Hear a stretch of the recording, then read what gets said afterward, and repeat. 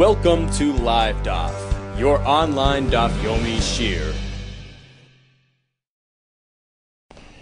Shalom Aleichem, welcome back to today's Daf Hayomi Maseches SOTAH Yud Dalet. We are holding on line 12 from the top. V'amar Rami Chama, Bar B'chama tells us like this. My dichsiv, what does the pasuk mean when it says Achrei Hashem Elokeichem Teilechu? One is meant to walk behind Hashem. How do you get close to Hashem that much? How do you walk next to Him? Is it possible to walk behind the Shekhinah? But like for remember, the pasuk says it's impossible. Ki Hashem Elokecha eish oichlehu. Hashem is a burning fire. Ella, rather, it doesn't mean literally walking behind Hashem. It means to follow in His footsteps, to emulate His conduct, and to live His ways. Ella halech achar midoser shel Kadosh Baruch Hu, to embody the positive midos of Hashem. For example, Mahu Malbush Arumim, just as Hashem puts clothing on those who need those clothes. Hashem provided for Adam, Harishon, and Chava, his wife, who had no clothes. He provided for them kosnos oir, leather garments, ve'albishem, and He dressed them. Av ata, likewise, we are meant to follow in Hashem's ways. Halbesh Arumim, dress those that need Him. HaKadosh Baruch Hu b'ger chaylim, Hashem visited the sick. Hashem visited Avram Avinu when he was weak and ill due to his bris milah. Hashem did bikur chaylim af ata, likewise you baker chaylim, visit the sick. HaKadosh Baruch Hu nichem havelim, Hashem consoled and comforted a mourner. After Avram Avinu passed away, Hashem came and offered Birchas Avelim. Rashi says He consoled him. He was Menachem Yitzchak, the son of Avram. Afata, likewise, you are to do the same. Nachem Avelim. Hakadosh Baruch Hu kavar meisim. He buried a mace. He buried Moshe Rabbeinu, as we learned yesterday. Afata, likewise, you follow in Hashem's footsteps and involve yourself in that type of chesed kavar meisim. So Hashem provided kosnos oir, leather shirts for Adam v'Chava. We have a machlokes. What exactly does that mean? Rav Shmuel Chadamar, one explains, davar habomina oir. There was no leather at that point. They had not yet killed any animals. It means something which grows out of the animal skin, which means wool clothes. V'Chadamar, the other one explains, it's referring to linen, flax undergarments, davar sha'oir nenem mimenu, which satisfies one's skin. Darash Rab Simloi. If we take a look at the Torah, we see it's enwrapped with kindness. It starts and ends with kindness, which is a true reflection of the content of Torah, Torah's chesed. Torah tchilasa gemilas chasadim, it starts with chesed, v'seifek gemilas chasadim, and ends with an account of chesed. How? Tchilasa gemilas chasadim, like we just explained, Hashem providing for Adam v'Chava their basic needs, their clothing. Tichsiv vayas Hashem lakim l'Adam l'ishtay kosnais oir vayal bishem. And likewise, it concludes with an account of chesed. V'seifek gemilas chasadim, tichsiv vayikbar oisai bagay. Darash Rabbi Simloi mipnei nis'ava Moshe Rabbeinu l'kanas l'Eretz Yisrael. We know that Moshe Rabbeinu entreated Hashem. He begged and begged. Why was he so full of desire to enter Eretz Yisrael? What was he looking for? Was he looking to have its fruit?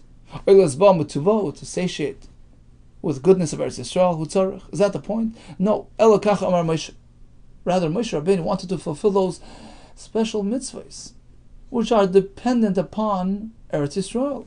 Harbe mitzvahs in Stavi Yisrael. There are many mitzvahs offered to Klal Yisrael which need to be done in Eretz Yisrael. Ve'ein meskayim in Eretz Yisrael. And therefore, Moshe Rabbeinu says, "Ekanes ila Eretz." I want to go into Eretz Yisrael. Ekanes anila Eretz. Kadeshi yiskaymu kulan al yodei. That all those mitzvahs can be done by me as well. Amar l'Hakadosh Baruch Hu, to this Hashem responds, so The whole purpose here is to, get the purity, the reward, the schar of those mitzvahs. Okay, I'll arrange it for you. I will consider it as though you fulfill those mitzvahs. Shenemar, as the pasuk says. L'chein achalek le'barabim. The Gemara soon will break down the pasuk and explain it. L'chein achalek le'barabim v'esatzumim yichalek shalal tachas asher hera not lamavis nafsho. It's all a reference to Moshe Rabbeinu. V'espoishim nimna v'uchet rabim nasa. V'lapoishim yafgia. It's a pasuk in Yeshaya Nun Gimel. Explains the Gemara. L'chein achalek le'barabim. I will therefore provide to Moshe Rabbeinu, just like the other Yidden that entered Israel, Yochel Kachrein, and perhaps he only gets a small measure of schar, like the more recent generations who aren't on the same level as the previous generations. Not like the Avos, a small measure of schar. No, he will get like the great ones, Kavram, Yitzchak, V'Yaakov, Shenat Sumim b'Torah mitzvahs, who are great in Torah mitzvahs. I'll give him the highest level of schar. Tachas, asher hera not l'movis nafshay. What does that mean? Shemasar atzmi l'misa. He sacrificed himself. He was willing to sacrifice his whole existence to protect Klal Yisrael by the egel. Shenemar v'im ayin mechenina. If you're not going to forgive them, erase me. V'espai shem nimna. What does that mean? Shem nimna im meisei midbar. Ultimately, he was counted amongst those who died in the midbar. What does that mean? He carried the sins of the many. He affected kapara and forgiveness for the egel. Which means he davened that the sinners amongst Klal Yisrael should turn back to Hashem. So yafgia means to daven. As we find in the pasuk, Pkia and tefillah synonymous. Shnamar va'ata al tispal ba'adam hazeh v'al tisa ba'adam rino tefillah v'al tifka vi. So we see tifka relates to tefillah. So here Hashem is promising Moshe Rabbeinu, true, you won't actually set foot on Eretz Yisrael, you won't actually do those mitzvahs, but I consider it as though you did it, and I credit you with all those mitzvahs.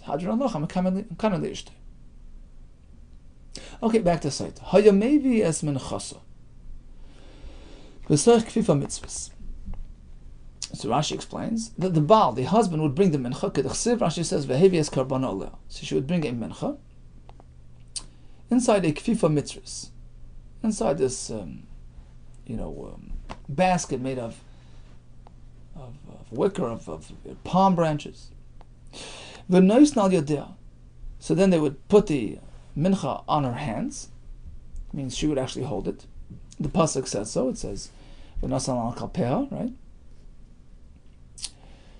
And the purpose is kedei yaga, to tire her out, so that she, gets disheveled and worn out, and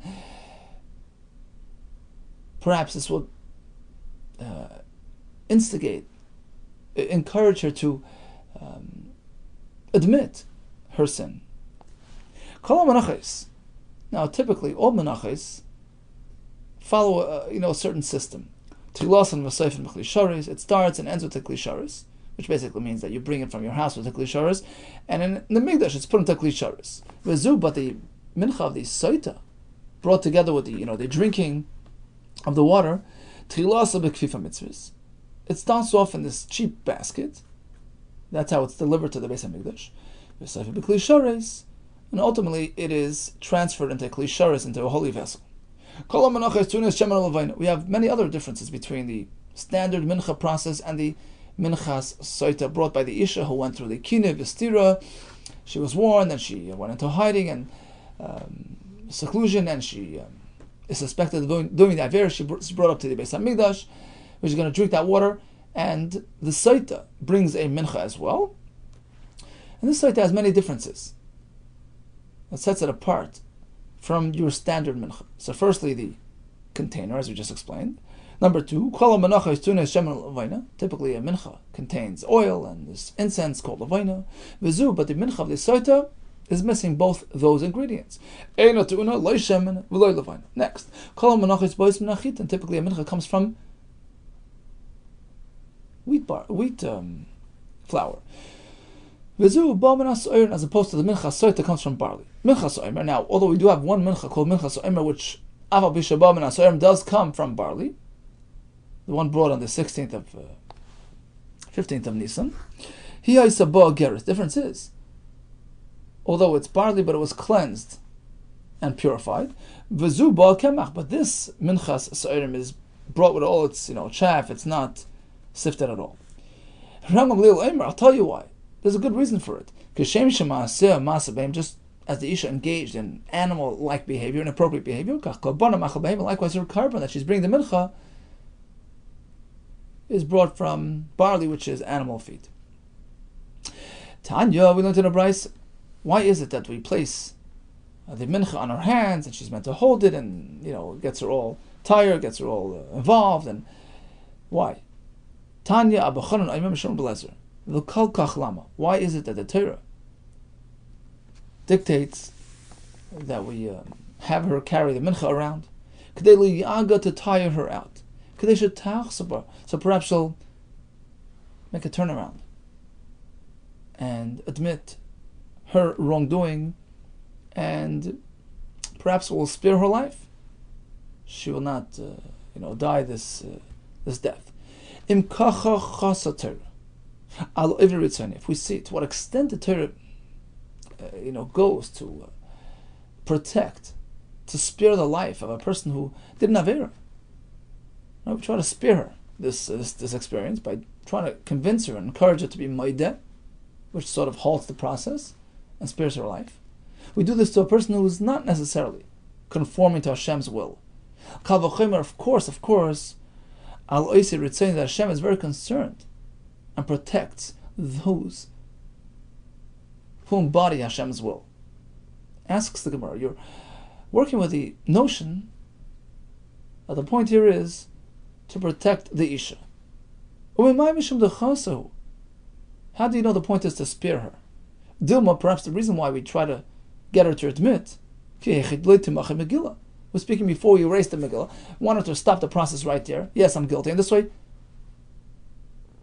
we avoid rubbing out Hashem's name. Maybe that's the purpose. Kasavar, no.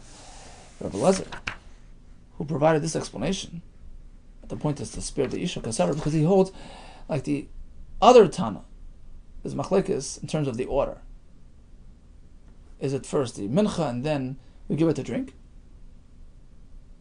In which case, your question is valid. Perhaps the point is, admit now before we give it to drink, before we rub out the Shem Hashem. No, but he holds mashka. First we give it to drink the water. And afterwards, we complete the process by actually burning the mincha, bringing the mincha on the mizbeach, which activates the waters and brings about her death, if in case she's guilty.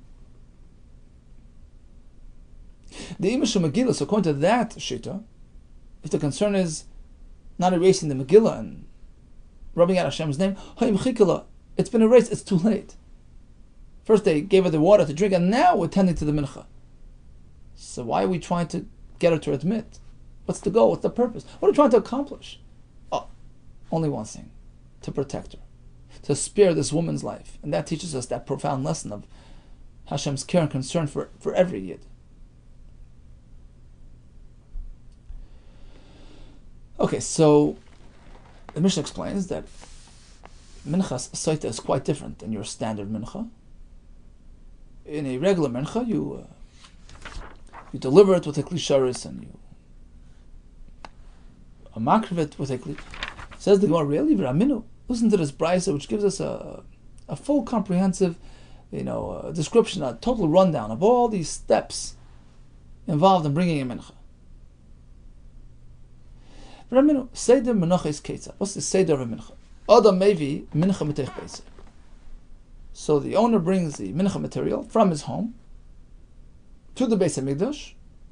In what type of container does he transport this mincha? How does he deliver it?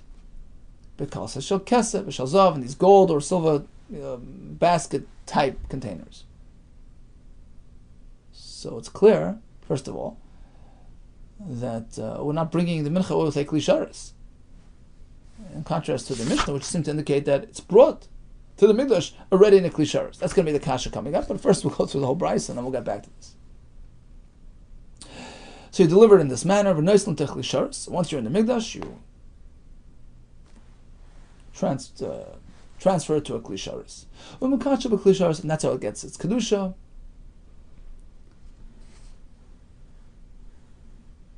Kedusha Sakuf, a higher level of Kedusha.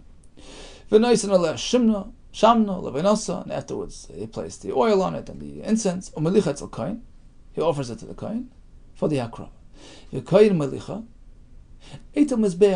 it over to the Mizbeach and does something called Hagosha, which is like tapping the Kli containing the Mincha to the corner of the Mizbeach. Umagisha, and he does the Hagosha B'Keren D'Roim Yismarovis, at the D'Roim Ma'arav corner of the Mizbeach. So it's sort of incorporating two elements. The face of the Mizbeach was in D'Roim, that's where the ramp was. And it's also Ma'arav, which is the western facing side of the Mizbeach, which faces the Heichal and Kodesh HaKadoshim. It's called Ifnei Hashem. So he sort of gets two birds with one stone. He gets the Pnei HaMizbeach and the Pnei Hashem, and that's why he uses that corner. Keneged Chudash al Keren, right at the corner of the tip of the corner of the Mizbeach V'Dayoy, and just making that tap is enough. Next, he pushes aside the incense, and he takes that scoop from the mincha, and he specifically, reaches into the where he finds, an abundance of oil, the more fatty, oily, element of the mincha. After which he places the kaimitz, the scoop into the klisharis, then he collects the levina from the mincha, and places it on the kaimitz, and brings it up to the mizbeach for burning.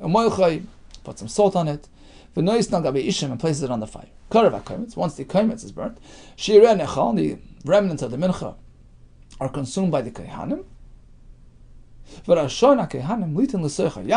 Shem and Advash, the kehanim are permitted to spice it up, put any seasoning into the mincha there, wine, oil, honey. There's only one restriction. They must take care that it doesn't become chametz. End of discussion. At any rate, the Brisa began with a description of how we deliver the mincha to the Beis HaMikdash. In gold and silver baskets. Whereas the Mishnah seems to indicate that they bring it with the klisharis to the Beis HaMikdash. Amra Papa Ema. Of course, we don't actually have the mincha in a klisharis on the way into the Beis HaMikdash. That's done later. The Mishnah just meant that the owner delivers the mincha in a container that can theoretically serve as a klisharis, something respectable, something nice, something elegant, like gold and silver. As opposed to the minchas SOTAH, which is delivered in a klifa mitzvahs, a wooden type of basket, which is not fit for klisharis. That's the difference. Mechlal the klifa mitzvahs, loichazia. So apparently the klifa mitzvahs of the SOTAH, which is like a wooden type of material, is not suitable for klisharis use. Command like Rabbi Yehuda. Apparently we're not following Rabbi Yesi, who holds otherwise, the Sanya. Klisharis sha'atzon shalates. Suppose he crafted klisharis from wood material. Rabbi says it's no good, paisel. Rabbi Yehuda says it's okay, machshir. So when we conclude a minute ago that a wooden kli is not right for klisharis, that's inconsistent with Rabbi Yehuda. Says it were no, I feel a time of Rabbi Yehuda. Even according to him, who holds that technically it can work. Eimor da'amar Rabbi Yehuda b'chashuven. When does he contend that you can actually use eights for klisharis? Well, it's elegant looking. But if it's something cheap looking, like the kfifa mitzvahs, but pchusim mi'amar, something cheap, would he suggest that you can use it for klisharis? Of course not. V'chei lesle Rabbi Yehuda You don't think Rabbi holds of the pasuk, of the concept, Hakri ve'u nola pechasecha, please try to offer it to your governor. Will he accept it from you? Will he appreciate it? It's not the way you offer a gift to Hashem. So bottom line is, even though it may not be possible, but it's not something that it's not something that you bring, and it's not right for the carbon here. And perhaps it's even possible, but it's not necessarily because it's wood, because it just looks cheap. So bottom line is, the Mishnah in the first contrast between mincha and minchas soita tells us that a typical mincha is brought with klisharis, minchas soita with kfiva mitzvahs. The Gemara explained, a regular mincha is also not delivered with a klisharis per se, but at least it's put into something which can serve as a klisharis, something nice and elegant like gold or silver, as opposed to the minchas soita brought in the cheap kfiva mitzvahs. That's not something you bring as a klisharis, either because of the actual material being wood or because it's cheap looking. Okay, so once we're at the brisa here describing the process of bringing a mincha, we're going to break it down step by step and analyze it. So you place the mincha in a klisharis, and then the brisa says you're mekadosh in a klisharis, which sounds like it doesn't happen automatically. You have to have kavanah, intent, and purpose. You have to want the klisharis to be mekadosh the content. Shamas minot would appear from here that klisharis in mekachin elamidas. A klisharis doesn't have its own power to generate kedusha. You need somebody to have that intent to activate the kedusha of the klisharis. Is that the case? It's a controversial statement. It's a whole machlek. So the Gemara, no, I'm not getting into that discussion. Ema, rather the brisa meant like this: Noisna b'klisharis, lekacha b'klisharis. We put it into a klisharis so that it should become kaddish. Perhaps it happens automatically without his kavanah. We're not getting into that. So it's as simple as that. Put it in there so it gets kaddish. How it gets kaddish? That's a different discussion. He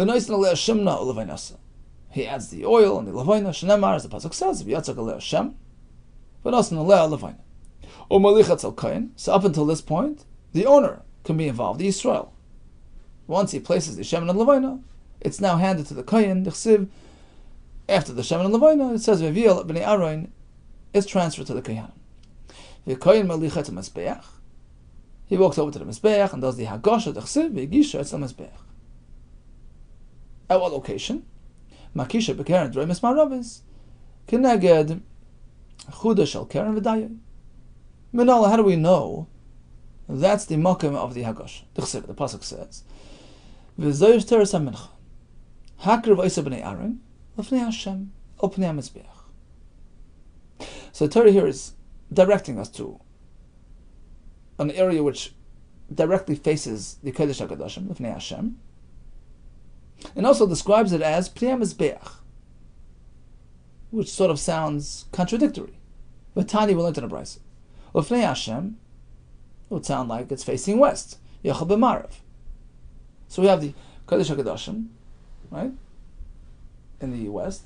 Then we have the Heichal, going from west to east. We have the Eichel, which is 20 amas wide plus 6 amma walls on each side, total of 32 amas. Then we have the Mizbeach, in front of that area, also 32 amas wide. And we have towards the Darim, south, we have the ramp, the kevish of the Mizbeach. So the Pnei Mizbeach is the Darim side. Pnei Hashem is the face of the Mizbeach, side of the Mizbeach facing west, facing Marav. So where do you do the Hagosha? On Marav of the Mizbeach or Darim of the Mizbeach? V'tani of Pnei Hashem, Yachal b'Marav, perhaps on the Marav. Talmud Lemer, no, of Pnei Mizbeach, the front of the Mizbeach, which is Darim. Okay, if you look at that pasuk, Yachal b'Darim, perhaps it's Darim. Talmud Lemer, no, of Pnei Hashem. So where do you do it? Okay, this is the perfect compromise. At the corner. At the Darim Marav corner. Magisha b'Keren Dremis Maravis, Keneged Chulish Shekeren b'Dayim. Right? So according to Tanakama. Again, we have going from west to east, from Marav to Mizrach, we have the Kodesh HaKadoshim, the Heichel, which is 20 amas wide, with a 6 amma wide wall on either side, for a total of 32 amas wide, followed by the Mizbeach, which is also 32 amas wide, and according to him, the Mizbeach is directly opposite the Heichel, right? 32 in front of 32. So the corner of Marav Darim covers the idea of Pnei Mizbeach, covers the idea of Pnei Hashem, because it's directly opposite the Heichel, which is considered, Pnei Hashem in front of the Kodesh HaKadosh. Rabbi Lezer disagrees. Rabbi Lezer aimed like this. It does need to be exactly at the corner. In fact, it shouldn't be at the corner. It should be bedarim. Why? He says like this. So perhaps you do Hagasha on the Marav of the Mizbeach, or the Drum Shel Karen, or on the Darim of the Mizbeach. And the answer is like this: Amris. So the response is, no. Try to cover everything. Don't, pick one option which ignores the other factor. Whenever you have a situation with two psukim, and you have a choice of how to proceed. One option would allow you to fulfill everything, cover all the bases. The other option, so following the other pasuk would be a fulfillment of that directive, but it would ignore the other element. So what do? We pick the first option. We cover all the bases. We incorporate all elements. So we turn away from the sort of the pasuk, or the pshat in the pasuk, or the approach which is just a fulfillment of that, but but ignores the other side. And we pick the option which incorporates all the elements. What does he mean? He means like this. We have a pasuk which says Pnei Hashem, Marav. A pasuk which says Pnei Mizbeach, Darim. So you have a choice. If you'll follow the pasuk which says of Pnei Hashem, which is Marav, and do it on the Marav, sure, you'll mekayim that pasuk, but you will mevatel Pnei Mizbeach, bitalta el Pnei Mizbeach b'darim. Right? If you're doing it at Marav, you're not doing it Darim. El Pnei Mizbeach b'darim, but if you'll choose Darim in fulfillment of Pnei Mizbeach, you can still be mekayim of Pnei Hashem b'Marav. Kiyamta of Pnei Hashem b'Marav. Okay, so what do you do? What does he mean? Magish l'dram shel keren. So he does it on the darim of the mizbeach, near the corner, not at the corner, near the corner, the darim, and that fulfills Pnei Mizbeach. Question: V'echan kiyamta? But how do you fulfill Pnei Hashem, which is Marav? If it's not at the corner, it's on the darim of the mizbeach. Amar Rav Ashi, Kasavar Haitana, because Rabbi Lezer holds Mizbeach was not directly opposite the Heichel, as the Tanakama's position was. He holds Mizbeach was actually on the tzafon of the Azara. Kula Mizbeach but tzafon kai. So again, we start Kodesh HaKadoshim, which is Marav, and we move to the east, like this. Kodesh HaKadoshim, Heichel, and then we proceed to the Mizbeach. Instead of the Mizbeach being right in the middle of the Azara, or on the Darim of the Azara, right, which are actually two opinions in the Gemara and Yuma, he held that the Mizbeach was actually all the way b'tzafin. Okay? So now, when you're doing the Hagasha on Darim, Pnei Mizbeach, you're directly opposite the Heichel, and the entranceway of the Heichel. That's perfect fulfillment of Pnei Hashem. See, if you hold that the Mizbeach is all the way is in the middle or in Darim, then doing the Hagasha on Darim is sort of out of bounds. It's not directly opposite the Heichel. Remember, the Heichel was in the middle, and the Mizbeach was directly opposite the Heichel. So if it's on the Hagasha on the Darim, you're not really opposite the Heichel. The only way you get the Heichel is hit it at the corner, which is just in the neck. You just managed to squeeze yourself to the area in front of the Heichel. But if you hold the Mizbeach, it is moved over to the left, move over to Tzafin. So now the Darim of the Mizbeach is directly opposite the Pesach of the Heichel. So you do the Hagash on the Darim, you're doing it opposite the Pesach of Heichel. That's the Fnei Hashem. So you bring it closer to the corner, the Marav corner, but it can still be on the Darim side. That's Rabbi Lezer's opinion. Okay, let's just recap the two shittas. We have the Kodesh HaKadoshim, Marav. We proceed to Mizrach through the Heichel, over to the Mizbeach. Tanakama holds, Mizbeach, which was 32 amas, was situated directly opposite the Heichel, which was also 32 amas wide.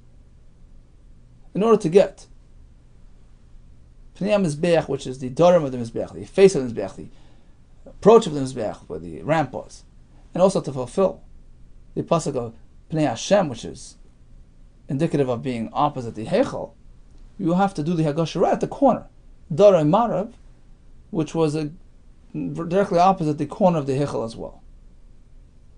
Right? Which Rabbi Lezer holds, no, the Mizbeach was over to the Tzafin.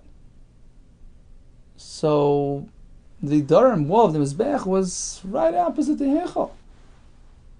So any way you touch the Mincha, you're B'fnei Hashem, but do it closer to the western corner. So that's really considered close as possible to Lifnei Hashem.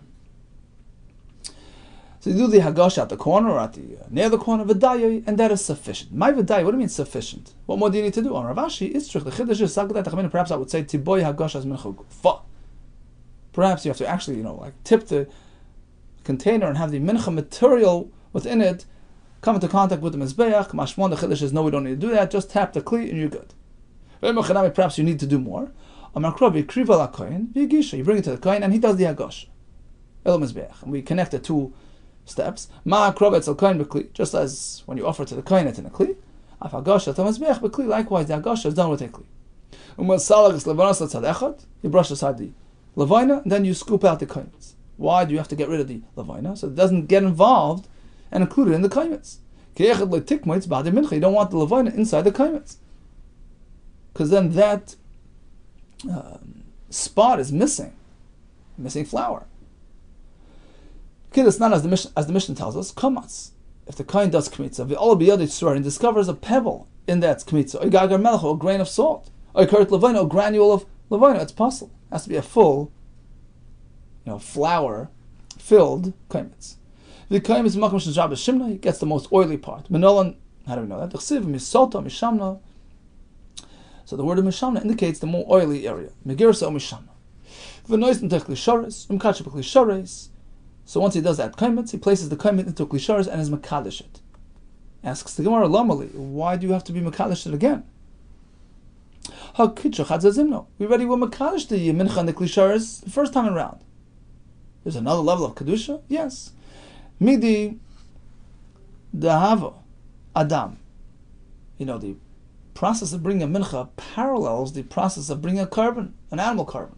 So just like by the blood, the dam of the carbon, it goes through a double kedusha process. Dam. Avagav the kadishte sakin, just as the dam initially gets kaddish by coming into contact with the knife at the point of shchita, with savar behema in the neck of the behema. Still, it undergoes another kedusha process during the Kabbalah, the receiving of the dam in a klisharis. How the magdish lebe klisharis. Achanami here is all by the kaimis leishna. It's the same story. First, you do the kmitza, which is like shchita. You separate one part from the other, like separating the dam from the carbon. You separate the scoop from the rest of the